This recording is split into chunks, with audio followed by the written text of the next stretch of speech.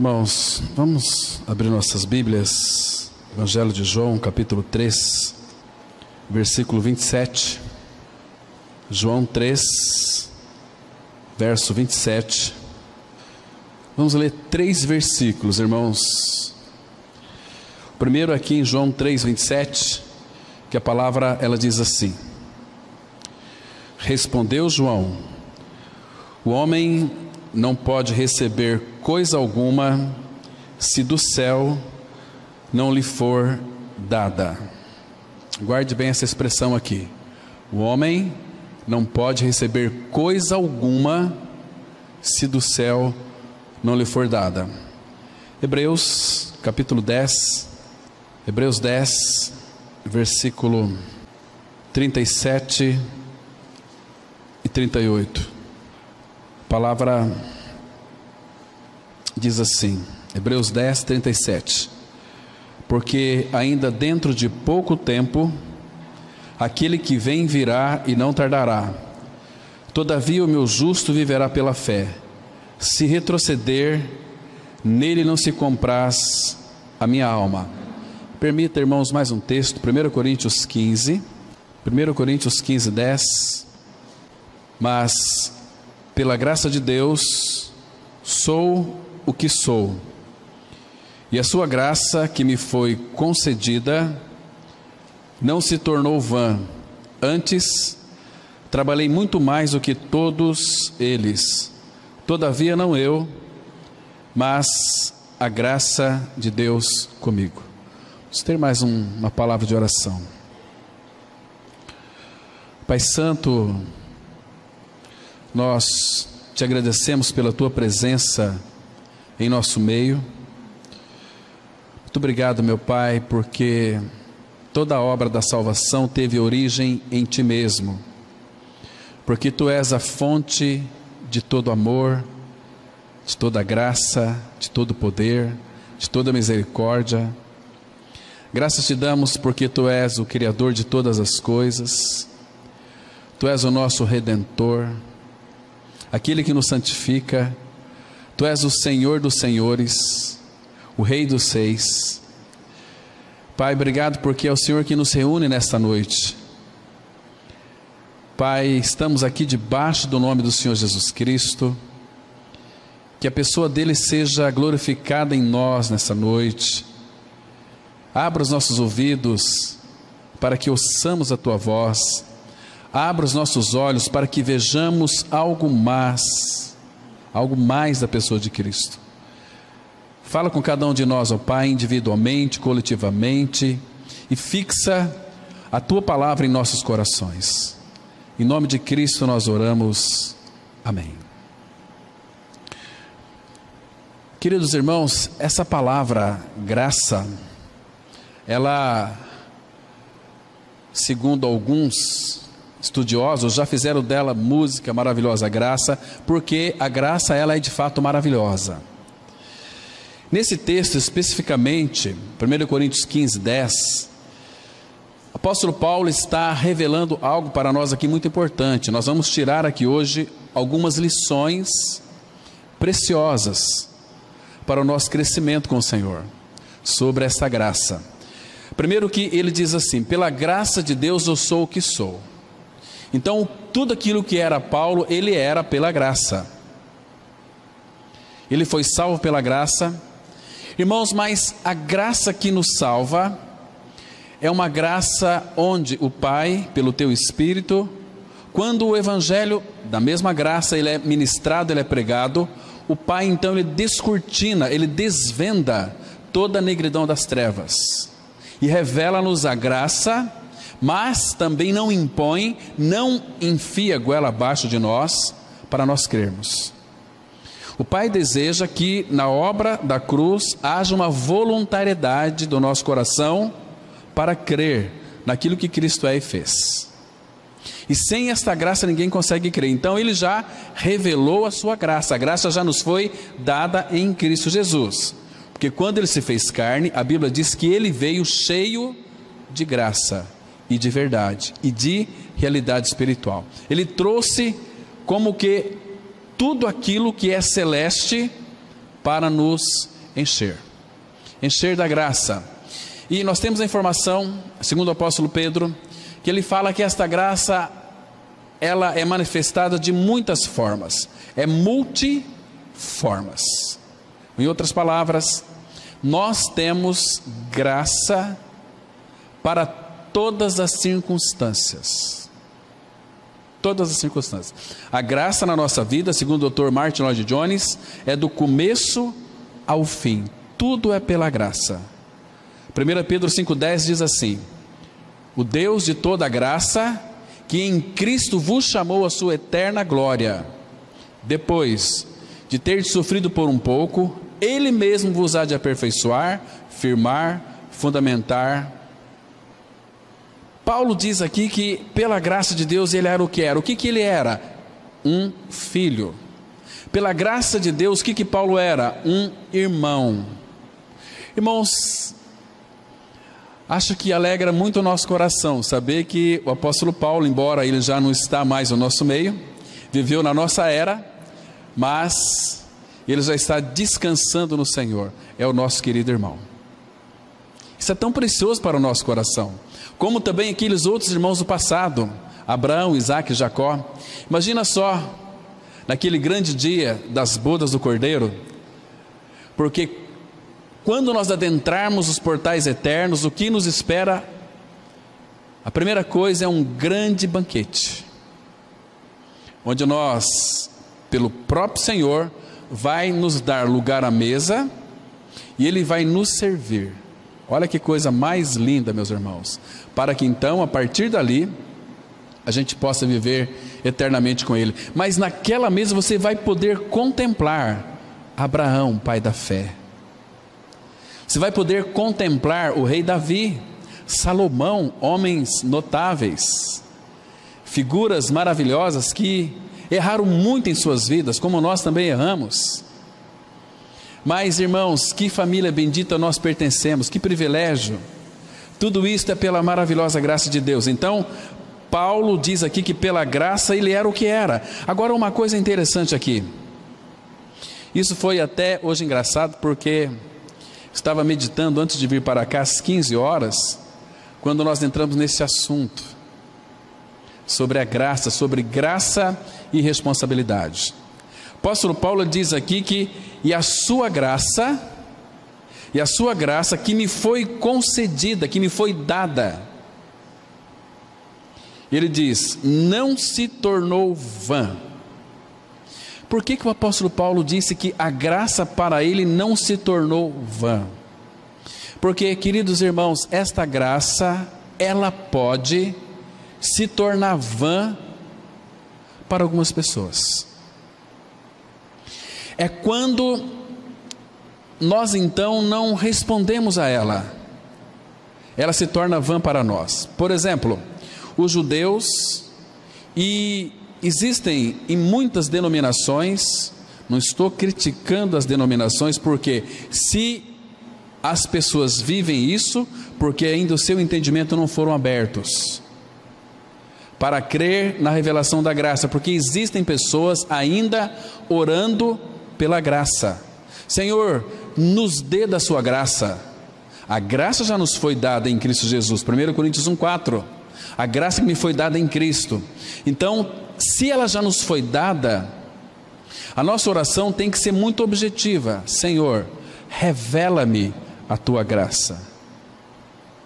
Revelar significa tirar dos olhos a nossa venda, para que a gente possa então ver, contemplar a graça, contemplar o Senhor que é gracioso. Por que que nós sempre dizemos que o Senhor é gracioso? O que significa uma pessoa graciosa? Quando a Bíblia diz, ou nós muitas vezes ouvimos em muitas ministrações, lemos em livros, que o Senhor é gracioso, o que que isso significa? Significa que Ele ama revelar a sua graça, porque Ele é cheio de graça. Então Ele é muito gracioso. Quando é que o Senhor é gracioso? Quando Ele está dispensando a sua graça para nós. Graça sobre graça. João 1,16, a palavra fala assim, que todos nós temos recebido da sua graça, temos recebido da sua plenitude, e graça sobre graça, graça, mais graça, e mais graça, e mais graça. E o apóstolo Pedro vai dizer o seguinte, é que é para nós crescermos na graça e no conhecimento dele. Quanto mais nós conhecemos o Senhor de uma maneira íntima, mais nós estamos crescendo em graça, porque o Senhor, quando Ele está crescendo em nós, quando Ele está sendo formado em nós, há uma multiplicação da graça, há um transbordamento da graça. Quando fala que pela graça nós somos salvos mediante a fé, isso não vem de vós, é dom de Deus, Hebreus 2:8, está falando que a mesma palavra Paulo vai dizer lá em Romanos 5, versículo 20 e 21, que diz que onde abundou o pecado, superabundou a graça. Isso é tão maravilhoso. Queridos, mas aqui, a graça de Deus, uma pessoa pode recebê-la, essa graça, em vão. De que maneira? Quando uma pessoa, normalmente, ela é convertida, e me entendam, me escute com bastante cuidado, uma pessoa ser convertida não significa que ela seja regenerada. O que é uma conversão? Se assemelha muito com metanoia, com um arrependimento. É você voltar-se. Estava indo para esse caminho, eu dei a meia volta e voltei para o outro caminho. Eu fiz uma conversão. Essa conversão, muitas vezes, não significa que somos regenerados. Às vezes somos convertidos a uma denominação, a uma doutrina, a um tipo de mandamento, a uma conversão. E há daqueles que se convertem a Cristo. Mas, irmãos, você vai encontrar na Bíblia que os filhos de Deus, genuinamente filhos de Deus, foram aqueles que, mediante a graça, puderam ter os seus olhos abertos e creram na obra consumada do Calvário, onde ali nós então fomos colocados no corpo de Cristo, para que Ele morresse a nossa morte e nos desse a sua pela ressurreição. Esta palavra, quando é soprada pelo Espírito, ela se torna real em nós.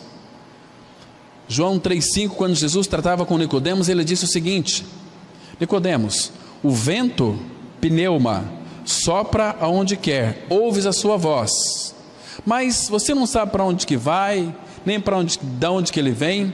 Assim é todo aquele que é nascido do Espírito. Nascido do Espírito, ou seja, é quando o Espírito Santo, ele aplica aquilo que o Senhor Jesus realizou no Calvário, na cruz, aplica em nós. Ele revela em nós que aquela morte de Cristo se tornou uma realidade para nós. Então, o Espírito vai soprar isso em nós. Então, nós recebemos isto pela graça de Deus. Agora, muitos podem receber a graça em vão. Ou seja, como assim receber a graça de Deus em vão? É que quando o evangelho da graça ele é pregado, a pessoa ela escuta, mas ela não mistura essa palavra com fé, ela não retém essa palavra no coração. Satanás vem e rouba. Então ela recebeu a graça de Deus em vão. Por isso que o Espírito Santo diz assim, fazendo muitas advertências, em Apocalipse, no final de todas as cartas, a palavra fala assim: se alguém tem ouvidos, ouça o que o Espírito diz às igrejas. Hoje, se ouvirdes a minha voz, não endureçais o vosso coração. Mas há uma grande possibilidade de nós recebermos a graça de Deus em vão. Abra sua Bíblia comigo, por favor, em 2 Coríntios, capítulo 6, versículo 1.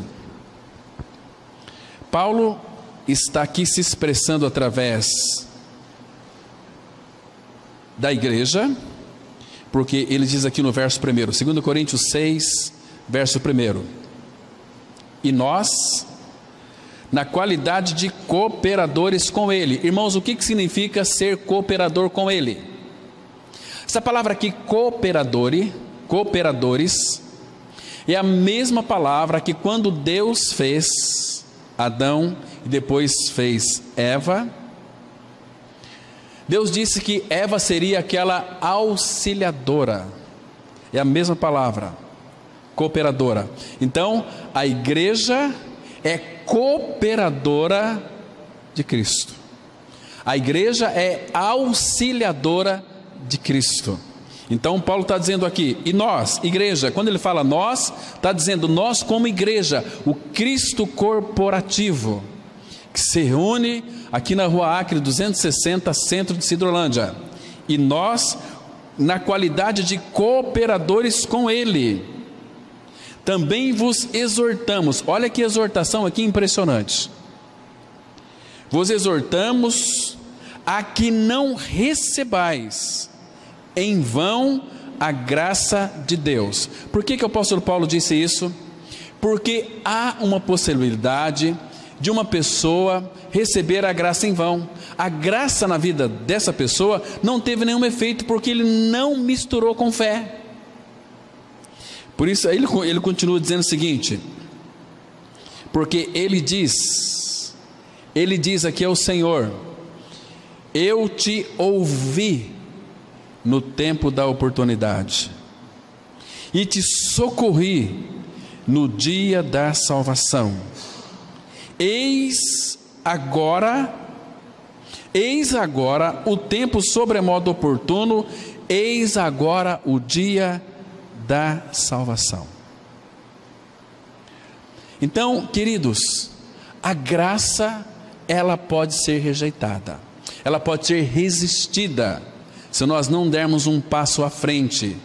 Quando nós retrocedemos, a palavra fala que Deus não se compraz em nós, Ele não tem prazer, porque há uma pressa. Todas as vezes que fala de salvação, Deus tem pressa. Deus tem pressa que a sua obra, ela se complete na vida daqueles que foram escolhidos desde a fundação do mundo.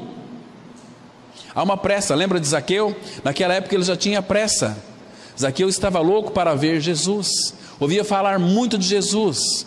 A curiosidade instigava muito a mente de Zaqueu. Ele era um publicano, ele era um rico. E ali nós entendemos que Zaqueu, naquela ansiedade para ver o Senhor, ele subiu num pé de sicômoro. Então, para ver quem era Jesus, porque Zaqueu era de pequena estatura, ele era uma tampinha. Então ele subiu naquele pé de sicômoro, porque Jesus havia de passar por ali. Mas Jesus, passando por ali, olhou para cima, e o que Jesus disse para ele? Zaqueu, desce depressa, porque hoje me convém pousar em sua casa. Queridos, claro que literalmente ele foi para a casa de Zaqueu, mas chegando lá, quando Jesus começou a desenvolver um diálogo com Zaqueu, e quando Jesus fala, meus queridos irmãos, ele nunca lançou uma palavra a esmo. Todas as palavras do nosso Senhor, que também é mestre, elas são cheias de significado. Ele nunca lançou uma palavra, vamos dizer assim, sem significado. E todas as vezes que Jesus Cristo falava, a palavra dele atingia os corações, porque ele é a semente. As pessoas ficavam como que desnudas, as pessoas ficavam espancadas, as pessoas eram espancadas, porque ele falava como quem tem autoridade, não como os fariseus. Então, imagine ele falando frente a frente com Zaqueu. Zaqueu já não se contendo mais, diz para o Senhor, naquela alegria, imagina a alegria de Zaqueu sendo tocado pelo Senhor Jesus, porque ele estava diante do Salvador dele. Então ele não se aguentando mais, e ali em Zaqueu nós vemos que na vida de Zaqueu, Deus fez com que um camelo passasse pelo fundo de uma agulha, porque Jesus disse o seguinte para aquele jovem rico, que para os discípulos, depois que tratou com o jovem rico, que quão difícil é um rico entrar no reino de Deus. É mais fácil um camelo passar pelo fundo de uma agulha do que um rico entrar no reino dos céus. Então Zaqueu era rico, e Zaqueu creu, Zaqueu foi salvo. Então ali um camelo passou pelo fundo da agulha, não sei como, mas Deus fez passar. Mas irmãos, imagina a alegria de Zaqueu, quando se volta para o Senhor: Senhor, hoje resolvo dar metade dos meus bens, e se eu defraudei alguém, eu quero restituir 4 vezes mais. E a casa de Zaqueu estava cheia de pessoas. Aí já começou a fazer uma fila, né? Restituo 4 vezes mais. Imagina a fila de pessoas. Aí Jesus disse para Zaqueu o seguinte: hoje houve salvação nesta casa, porque este também é filho de Abraão, é filho da fé. Que linda cena, irmãos, que linda cena. Muitos ali ouviram talvez o que Cristo disse para Zaqueu, mas não desfrutaram, porque talvez eles não queriam o Senhor, queriam outras coisas, queriam curas, queriam milagres, queriam ver um sinal, mas não queriam o Senhor. Zaqueu subiu naquele pé de sicômoro para ver quem era Jesus. Ele já havia, seus ouvidos já havia ouvido muito falar de Jesus, então ele queria vê-lo. Ele conhecia Jesus de ouvir falar, mas ele queria vê-lo. E o Senhor então, na casa de Zaqueu, se revelou a ele, para que a casa de Zaqueu fosse salva. Fosse salva. Que linda expressão, irmãos. Paulo diz que pela graça de Deus, ele era o que era, e a graça dele não se tornou vã. Agora, queridos irmãos, é interessante nós analisarmos aquele texto que nós estamos considerando, 1 Coríntios 15, versículo 10, que o apóstolo Paulo, ele nos chama a atenção aqui para algo tão importante para nós. E ele diz assim: olha, a sua graça que me foi concedida não se tornou vã, antes trabalhei muito mais do que todos eles. Irmãos, o que isso significa? Significa que a graça também envolve responsabilidade. Todos nós aqui, eu creio que nós desejamos servir o Senhor, porque o Senhor, quando nos salvou, Ele colocou em nós uma motivação para servi-lo, colocou em cada coração um desejo para servi-lo. Em cada uma da área da sua vida, em cada pessoa deve ter aí o seu dom, o seu desejo de servir a Cristo. Ele não nos salvou para nós ficarmos acomodados, para nós dominicalmente assistir os estudos da palavra. Não foi esse o projeto de Deus. Quando Deus nos fez, Ele nos fez com um propósito. E quando Ele nos salvou, Ele não salvou para o nosso benefício, mas para o benefício dEle mesmo. Ele nos salvou para Ele, para que nós servíssemos ao Filho, seu amado Filho, para que nós cuidássemos aqui na face da terra dos negócios do Pai, que envolve o reino no qual nós somos colocados. Temos que cuidar dos negócios do Pai aqui na face da terra, e temos também a graça. Quando Paulo fala aqui, trabalhei, irmãos, nós não gostamos dessa palavra, porque há uma graça que é muito fajuta, que é uma graça estática. Eu fui salvo pela graça, eu estou na graça, tudo bem. Mas irmãos, a graça que não nos faz trabalhar, não é a graça de Deus. A graça que nos deixa estáticos, como falamos hoje à tarde para os jovens, referindo-se ao Salmo 37:5, entrega teu caminho ao Senhor, confia nele, e Ele tudo fará. Se Ele vai fazer tudo, eu não preciso fazer nada. Não é essa ideia aqui. Entrega o teu caminho ao Senhor, confia nele, e Ele tudo fará. Se nós entregamos nosso caminho a Ele, claro que Ele vai dirigir os nossos caminhos, mas nós temos que caminhar. Ele é aquela luz, aquela candeia que brilha em lugar tenebroso. A luz dele em nós tem que brilhar diante dos homens, para que os homens vejam as nossas boas obras e glorifiquem o nosso Pai que está nos céus. Estão me entendendo? Então você e eu, nós nascemos para brilhar, para ser luz do mundo. Jesus disse que Ele é a luz do mundo, mas Ele também disse que pelo fato dele habitar em nós, Ele disse: vós sois a luz do mundo. Irmãos, qual é a nossa responsabilidade como luz do mundo, como sal da terra? Ficar ali dentro do saleiro, aquele sal fechadinho, gostoso, ai que delícia que é, né? Todo mundo, ali todos nós temos o mesmo sabor, mas nós temos que salgar este mundo. Estão percebendo? Ficar dentro da saleira ali é muito fácil, mas Paulo fala que trabalhei muito mais do que todos eles, todavia não eu, mas a graça de Deus comigo. Agora você tem que entender uma coisa aqui.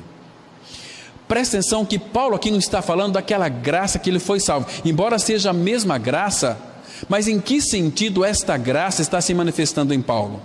Está cooperando com Paulo, está sendo suporte do apóstolo Paulo.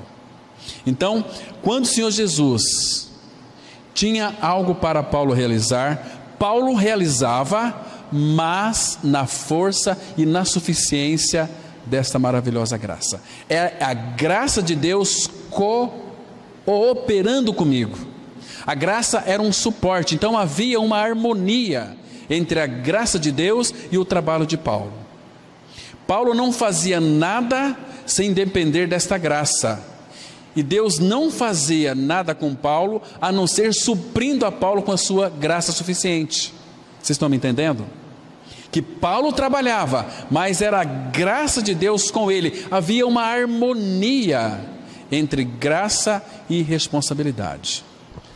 John MacArthur, em um dos seus artigos, ele disse assim, com relação à graça e responsabilidade: se você monta num barco, tem que atravessar do outro lado do lago, você tem que remar com duas mãos, graça e responsabilidade. Não, é só pela graça que foi salvo, pela graça, é tudo pela graça, você rema, e o barco fica girando em círculos. Então tem a graça de Deus por um lado, e a nossa responsabilidade por outro. Eu remo com a graça, remo com responsabilidade, então juntos nós chegaremos lá, porque Ele não vai anular a sua personalidade, você é você. Agora Ele quer tratar você, a sua alma e a minha alma, porque a nossa alma é que resiste o Espírito da graça de operar em nós. Então, graça e responsabilidade caminham de uma forma harmônica. Graça por um lado, responsabilidade por o outro. Porque, irmãos, Deus é soberano, mas a soberania dele não anula a nossa responsabilidade. Agora, quando por outro lado eu começo a ir para as Escrituras, eu encontro aqui muitas leis, muitas ordenanças, muitos mandamentos, e eu começo a querer cumprir isto, sem entender a graça, sem entender a vontade do Pai, que uma das primeiras coisas que devemos fazer, é um texto que o nosso irmão Valdir gosta muito, lá de Gálatas 5,17, acho que é, né, Valdir, que fala assim: não vos torneis insensatos, mas procurai compreender qual é a vontade do Senhor. Primeiro, irmãos, que a graça de Deus faz com que nós venhamos a compreender a graça de Deus. Se eu compreendo a graça de Deus, quando eu vou para as Escrituras, eu vou procurar a vontade do Pai, porque quando eu quero realizar a vontade do Pai, Ele certamente vai dispensar a graça habilitadora para que eu realize algo por Ele. Eu vou ter uma profunda convicção daquilo que Ele requer de mim, daquilo que Ele requer de você, e nós faremos na suficiência da sua graça. Estão me compreendendo, irmãos? Porque se eu procurar mandamentos e leis aqui e querer fazer, eu vou anular a graça. Lembra que Paulo disse em Gálatas 2, versículo 21? Abra aí, está bem pertinho. Gálatas 2, versículo 21. Então, ele diz assim, olha que coisa mais interessante. Claro que O versículo 19, ele fala do término da lei, que o fim da lei é Cristo, que para que ele então pudesse viver para Deus, ele tinha que morrer para a lei. Quando Paulo diz aqui que ele morreu para a lei, me entenda uma coisa, ele não está anulando a lei de Deus. Ele diz assim no versículo 19, porque eu, mediante a própria lei, morri para a lei, a fim de viver para Deus. Então estou pregado com Cristo na cruz. Logo já não sou eu quem vive, mas Cristo vive em mim. Quando fala que Cristo vive em mim, é que esta pessoa, cheia de graça infinita, habita em mim. Por isso que ele fala aqui então no versículo 21, não anulo a graça de Deus, pois se a justiça é mediante a lei, segue-se que morreu Cristo em vão. Mas irmãos, a justiça de Deus não é baseada na lei. Deus é justo, então ele instituiu a lei, que é santa, justo e bom.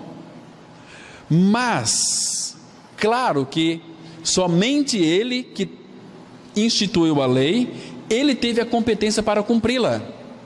Jesus, ele não veio para abrogar a lei, veio para cumprir a lei. E uma vez que ele cumpriu a lei, aí ele foi para a cruz e pede para nós julgar assim: olha, um morreu por todos, logo todos morreram. Então nós morremos não apenas para o pecado, para a lei. Mas nós não podemos anular a lei. A lei, ela está em vigência, ela está atuando na vida do ímpio. O ímpio, ele tem uma consciência muito pesada, muitas vezes cauterizada, porque a lei está operando. Então ele tem um sentimento de certo e errado. O homem sabe o que é certo e o que é errado. Estão me compreendendo, irmãos? Então Cristo veio e tirou nosso pecado e nos fez morrer para a lei, porque Romanos 10,4 fala que o fim da lei para o cristão é Cristo. Toda a realidade da lei, meus irmãos, está em Cristo e Cristo está em nós. Então nós nele estamos completos. A lei cumprida, a maravilhosa graça revelada, a graça que nos habilita nós a trabalharmos, né? Então, graças ao Senhor, irmãos, porque a graça é uma graça que é tão gratificante. E essa graça nos faz trabalhar. É impossível, irmãos, uma pessoa que foi salva pela graça, que tem a graça revelada no seu coração, ela fique estática. Porque há um desenvolver da salvação, há um progresso para frente, porque senão não haveria aquela exortação: se algum de vocês retroceder, a minha alma não se compraz em vocês. Vamos abrir aqui, irmãos, Filipenses capítulo 2, versículo 12 e 13. Filipenses 2, 12 e 13. Após nós nascermos de novo, precisamos então desenvolver a nossa salvação, mas é Deus quem opera em nós o que Ele quer e o que Ele deseja. Olha o versículo 12: assim, pois, amados meus, como sempre obedecestes, não só na minha presença, porém muito mais agora na minha ausência, desenvolvei a vossa salvação com temor e tremor, porque Deus é quem efetua ou opera em vós, tanto querer como realizar, segundo a sua boa vontade. Então vamos entender uma coisa que é fundamental. A palavra fala aqui que é para nós desenvolver a nossa salvação. O que significa desenvolver a vossa salvação? Significa crescer, significa um progresso, um avanço. A vida cristã é um avanço à maturidade. Então desenvolvei a vossa salvação com temor e tremor, mas nesse desenvolvimento eu vou desenvolvê-la porque é Deus quem efetua, quem opera em mim, tanto querer como realizar, segundo a sua boa vontade. Eu tenho que desenvolver, mas é Deus operando. Então eu preciso, claro aqui, de uma harmonia entre graça e responsabilidade. A minha responsabilidade é crescer, é progredir, mas é Deus operando e eu respondendo a Ele. Na oração, irmãos, quando você ora, o que você espera do Pai? Que Ele atenda o seu pedido. Mas quando Deus fala com você, o que Ele espera de você?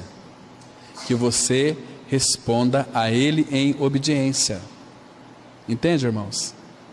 Isso é tão precioso nós sabermos. Então, à medida que nós vamos crescendo, progredindo, desenvolvendo a nossa salvação, Deus vai operando em nós o seu querer. Então, você vai descobrir que servir a Cristo é tão fascinante, é tão deslumbrante, é tão maravilhoso, que você fará de tudo, com muito amor, para o teu Senhor.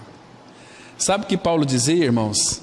Vira mais uma página aqui em Colossenses, capítulo 1, a partir do versículo 27, Colossenses 1, verso 27, vamos ver aqui que há uma responsabilidade da parte do homem.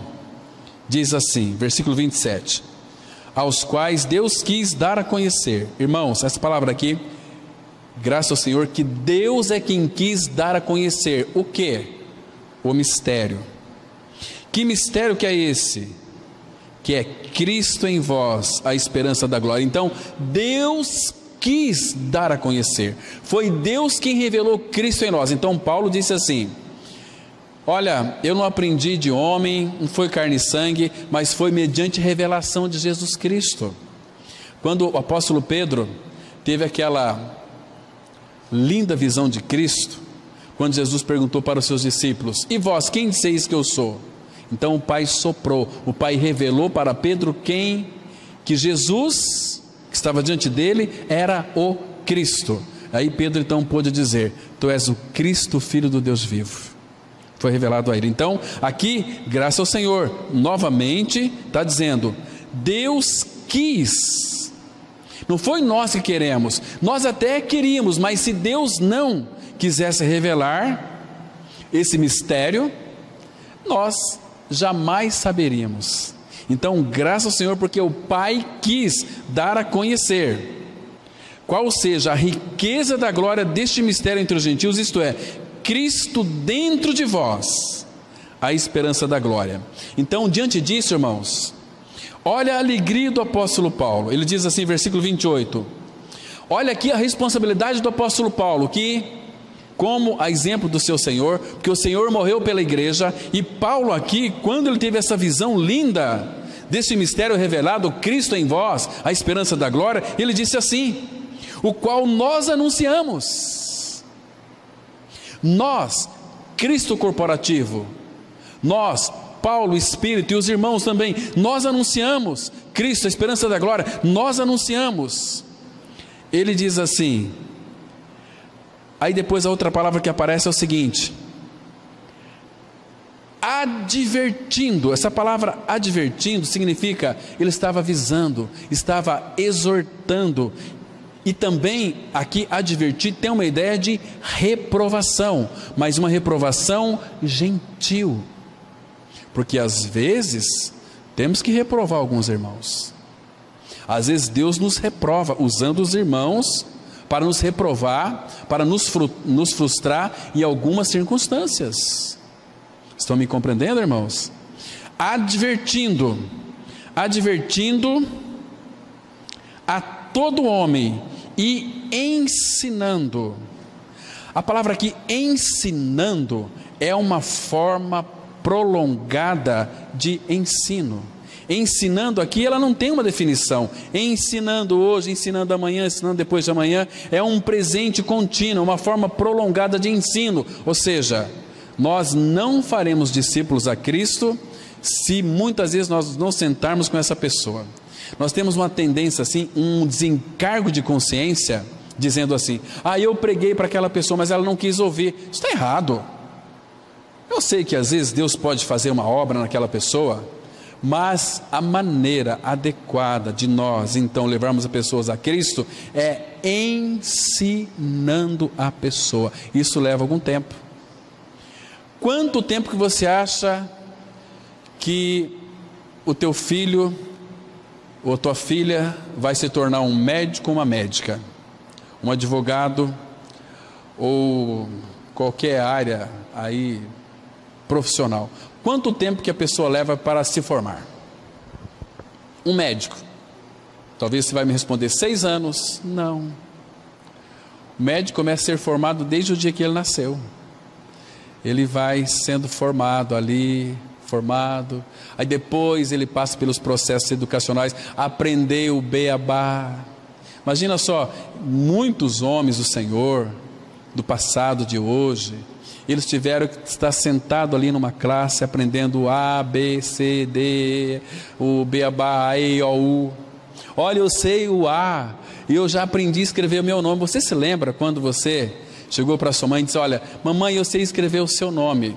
Aliás, claro que você nunca ia dizer isso para sua mãe. Você ia dizer para sua mãe o seguinte: mamãe, aprendi a escrever o meu nome. Aí a mamãe: escreve o nome da mamãe, né?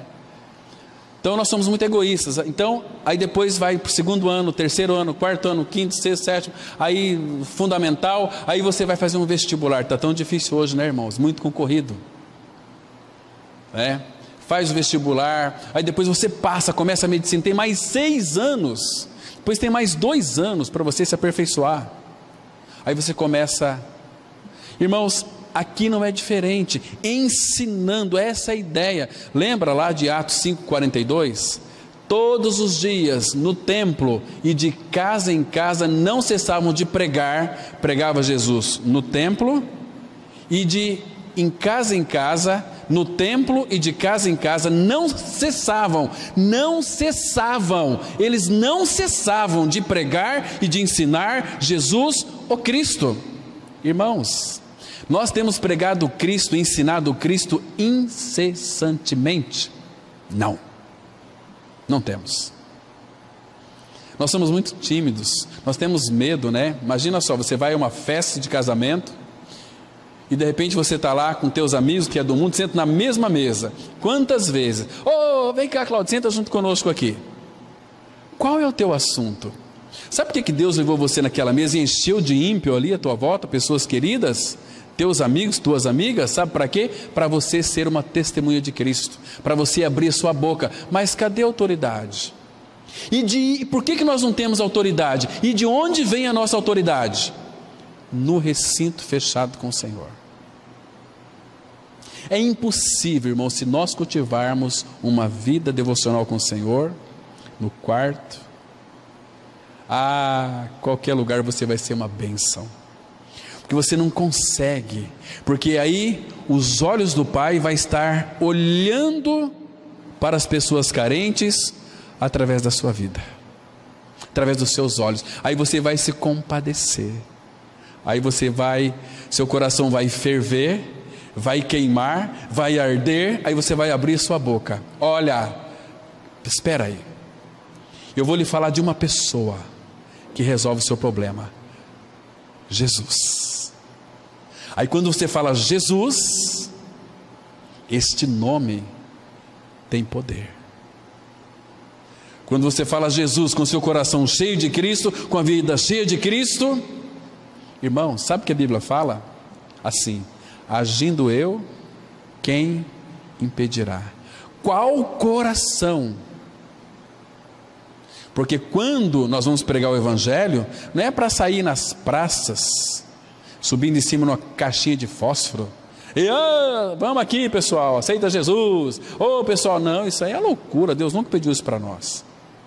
Ele vai providenciar, primeiro, que quando é para você pregar o Evangelho da graça, você vai estar primeiro diante do Pai, então Ele mesmo trará as pessoas até você. Ele não vai trazer qualquer pessoa, Ele vai trazer pessoas quebrantadas, pessoas carentes, pessoas que estão caindo talvez numa depressão, para que você abra sua boca e fale daquele que pode todas as coisas, Jesus. Ou você acha que Ele não pode? Para nós é impossível Deus fazer uma obra na vida daquela pessoa, mas Jesus disse assim: para vocês homens, vocês acham impossível muitas coisas, mas para Deus todas as coisas são possíveis. O problema é que nós não cremos. Nós professamos muito amor, nós professamos que temos muita autoridade, professamos que somos muito espirituais, mas na hora de termos uma atitude adequada, nós retrocedemos. Aí entristecemos o coração do Pai, porque Deus queria que você o levasse, o nome do Filho dele, a obra dele, para aquela pessoa. Mas se é para você falar da última moda, talvez você saiba até descrever um vestido, uma calça, uma blusa. Para falar, né, de qualquer tipo de coisa nós somos experts, mas para falar de Jesus nós ficamos com medo de ofender as pessoas. Nós temos medo das pessoas fazer ou ter de nós uma má impressão, ou acabar com a nossa reputação. Que reputação que nós temos? Que honra que nós temos, irmãos? Sendo que toda a nossa honra Ele levou lá na cruz. Sabe o que Ele disse para nós? Se alguém lhe ferir na face direita, oferece também a outra. E face fala de honra. Então nós não temos mais honra. Nós temos que honrar aquele que de fato habita em nós. E Paulo diz assim: qual nós anunciamos, advertindo a todo homem, ensinando a todo homem em toda a sabedoria, a fim de que apresentemos todo homem perfeito, maduro em Cristo. Agora olha o 29. Para isto é que eu também me afadigo, esforçando-me o mais possível. Que palavra, meus irmãos! Paulo fazia de tudo e se esforçava. Nós não gostamos dessa palavra. Nós estamos na graça. Parece que um contrassenso, né? Graça e esforço, mas a graça que não nos faz trabalhar é uma graça que não é da palavra. Uma graça que não quebranta o nosso coração, que não compunge o nosso coração para com o necessitado, não é a graça de Deus. Como é que nós vamos ajudar um necessitado? Vamos lá levar uma cesta básica para aquela pessoa, um cestão. Eu fiz uma boa obra, eu ajudei o necessitado. Aí vamos dar o testemunho: olha, eu fui visitar uma família, eu levei um cestão, eu ajudei o necessitado. Não é essa ajuda que ele está precisando. O que ele precisa é de Cristo. Claro que vamos levar a comida sim, mas vamos levar o pão genuíno, para que ele nunca mais tenha fome. Porque quando Cristo entra naquela vida, irmãos, ele jamais vai ter fome, porque ele vai se alimentar de Cristo e por Cristo ele viverá eternamente. E não importa o que ele vai passar aqui na face da terra, ele é do Senhor, ele foi marcado, ele foi carimbado, ele foi selado com o Espírito Santo de Deus, ele pertence ao Senhor. Porque quando Cristo voltar, meus irmãos, aquele relâmpago do Oriente ao Ocidente, ver o Filho de Deus voltando, ele vai olhar, ele sabe todos aqueles que foram selados, os ruiós, os maduros, e vai buscar esse povo. Então Paulo diz o seguinte: para isso é que eu também me afadigo, me esforçando-me o mais possível, segundo a sua eficácia, que opera eficientemente em mim. Eu trabalho, eu me afadigo, eu me esforço, mas é a graça dele operando eficientemente em mim. É a graça cooperando comigo. Vocês estão me compreendendo, irmãos? Que temos responsabilidade. Isso é preciso ficar muito claro. Então, essa graça nos faz trabalhar. É uma graça capacitadora, habilitadora, é uma graça tão maravilhosa. Mas para isso temos que saber a vontade do Pai. A soberania de Deus não anula a responsabilidade humana. Até nas nossas orações. Nós oramos muitas vezes sem saber a vontade do Pai. Você já parou para pensar que em tuas orações, se ela é da vontade do Pai ou não? Deixa eu citar para vocês um exemplo aqui. Abra em Tiago, capítulo 5. Tiago, capítulo 5. Vamos ver aqui algo na vida de Elias. Os versículos 17 e 18. Tiago, capítulo 5, versículo 17 e 18. A palavra de Deus, ela diz assim: Elias era homem semelhante a nós, igualzinho a você. Elias não era um super-homem. Elias era um homem semelhante a nós, igualzinho a nós, carne, osso, sangue. Tinha tantos problemas. Sujeito aos mesmos sentimentos, sentimentos bons, sentimentos ruins. Sujeito a nós, igualzinho a nós, né? E orou. Elias orou com instância para que não chovesse sobre a terra, e por 3 anos e 6 meses não choveu. E orou de novo, e o céu deu chuva, e a terra fez germinar seus frutos. Irmãos, como nós sabemos que esta era a vontade de Deus, para que Elias orasse e desse chuva? Por que Elias orou? Para que não chovesse. Porque Deus disse para Elias, 1 Reis 17:1, se apresente ao rei Acabe e diz para ele que durante 3 anos e meio não vai haver chuva. Elias foi lá e depois orou. Então, o problema é que Deus queria remover o deus Baal, que era o deus da fertilidade. Que naquele tempo, o povo de Israel também caiu nessa, de que todas as colheitas eles atribuíam, antigamente era a Deus de Israel. Mas depois, alguns percalços, eles viraram as costas para Deus, apostataram e começaram a atribuir as suas colheitas a Baal, que era o deus da fertilidade da sua época. Então Deus disse: eu vou corrigir este assunto. O altar do Senhor estava em ruínas. Então Elias restaurou o altar do Senhor, que fala da cruz, e colocou ali aqueles holocaustos. Então Elias derrotou, Deus através de Elias derrotou todos os profetas de Baal. Morreram todos, 850 profetas. Então Deus disse para Elias o seguinte, abra lá em 1 Reis, capítulo 18, verso 1 agora. 1 Reis 18, versículo 1. Olha o que a Bíblia diz aqui. Por que Elias, nós vamos entender, lendo esse texto aqui, o texto de Tiago 5,18, que ele orou com instância para que chovesse.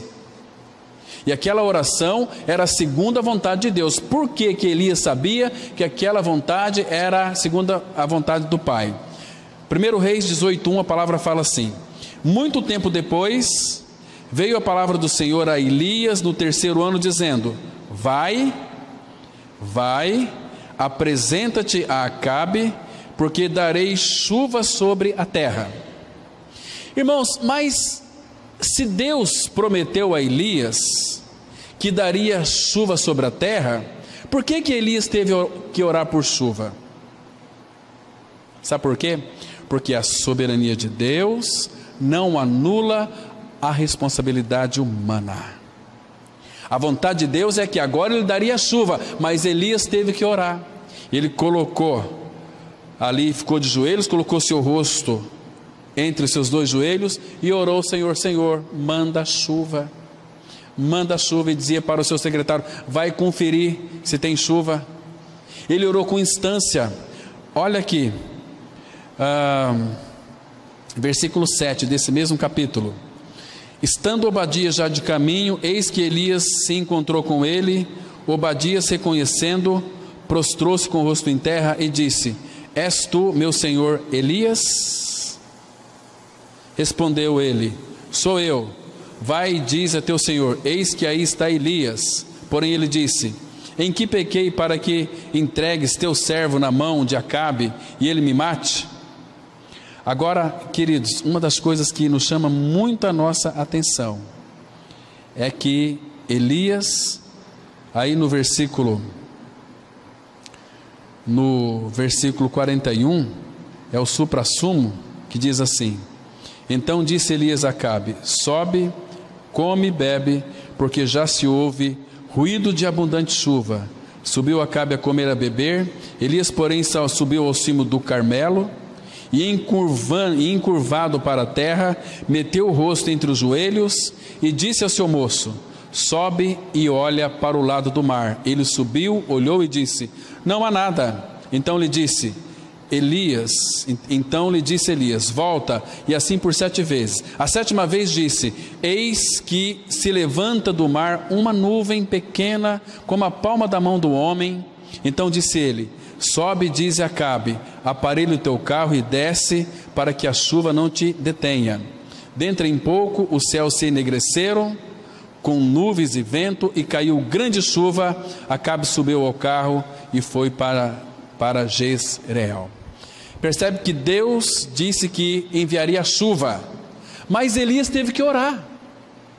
Irmãos, as nossas orações são respondidas com sim, quando nós compreendemos a sua vontade revelada na palavra dele. Nós vamos orar e ele vai responder com sim, ainda que demore.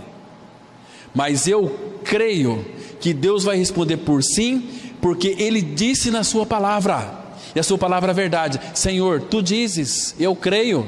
Então Elias orou com instância e choveu. Primeiro ele orou com instância para que não chovesse, porque Deus disse que não iria chover, então ele tinha que orar. Depois Deus disse que iria chover, então ele orou com instância e Deus mandou chuva. Então é a soberania de Deus e a nossa responsabilidade. É a graça de Deus e a nossa responsabilidade, trabalhando harmonicamente com o nosso Senhor. Irmãos, assim que tem que ser, assim que Ele quer de cada um de nós. Então, irmãos, último texto nós vamos encerrar. Evangelho de João, capítulo 15, versículo 7.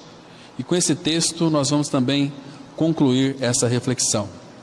João 15, 7 diz assim, que parece tão simples, né? Mas a Bíblia diz assim: se permanecerdes em mim e as minhas palavras permanecerem em vós, pedireis o que quiserdes e vos será feito. Aqui, graça é Deus dando e fazendo tudo a quem nada merece. Ele vai fazer. Mas qual que é a nossa responsabilidade?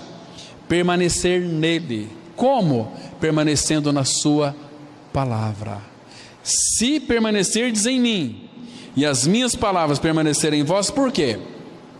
Porque se nós permanecermos nele e a palavra dele permanecer em nós, nós vamos pedir o que quiser e vai ser feito. Por quê? Porque nós vamos compreender a vontade dele. Nós vamos pedir aquilo que é da palavra dele, porque nós estamos aqui para o serviço dele. Vocês compreendem, meus queridos irmãos? Que Cristo nós temos. Então Paulo fala assim: eu trabalhei mais do que todos eles, mas não eu, mas a graça de Deus comigo. Eu estou a serviço da graça e pela graça. E essa era uma graça que fazia Paulo suar, trabalhar, se afadigar, mas Paulo tinha um prazer, Paulo tinha uma alegria, Paulo tinha um compromisso, porque quando ele diz, Cristo em vós a esperança da glória, e eu vou me afadigar, eu vou trabalhar, eu quero me esforçar, mas segundo a operação dele em mim, e Deus opera em nós é pela sua maravilhosa graça. Amém? Vamos orar. Pai gracioso, nos fazes ver, ó Pai, quão maravilhosa é esta graça. Pai Santo, abre o nosso entendimento para não apenas vermos a Tua graça, não ficarmos contemplando a Tua graça, mas desfrutarmos da realidade da Tua graça, porque esta graça foi destinada a nós. Tudo que Cristo é e fez foi por cada um de nós.